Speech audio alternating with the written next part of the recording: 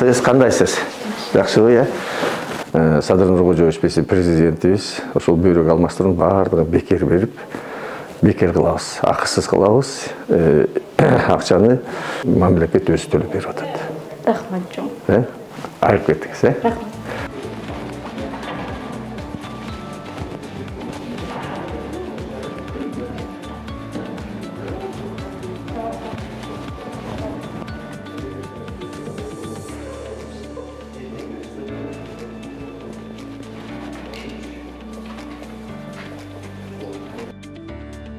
Абдан көп киши бюджетке очередке туруп, үйлөрүн сатып, квартираларын сатып, кредит алып, гемодиализ алышчу.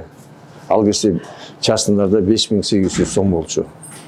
Бирок көбү баягы очередке жетпей калып, көбү каза болуп калганда үйлөрүндө билесиңер, үйлөрү жок калып, же кредитин төлөй албай калып, ошонун баардыгын Садыр Нуркожоевич карап туруп айткан, биз анда бекер кылабыз деп.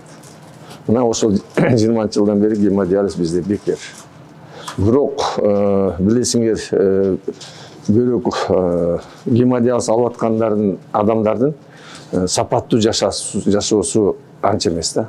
Себеби бирден башта 3 жолу гемодиализ алыш керек. Алыс жакка кете албайт. Региондорго барса дагы сапаттуу ала албай калып, ошон үчүн жашоосу сапаттуу болгон эмес. Азыркы кезде Садыр Нуркожоевичтин демилгөсү менен 50 бөйрөк алмаштыруу бул мамлекет төлөп берет. Бир да тыйын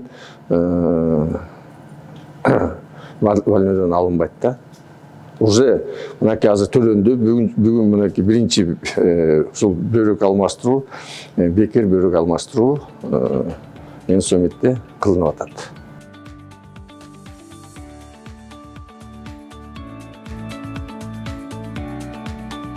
Бекер жасалсын. Министр просто подписывает, что это будет бесплатно. Это юридически. Булар болсо баягы юридически эметилген да. Азыркы кезде бүт бардыгы бекер жасалат. Мына бекер жазалсын деп жазып.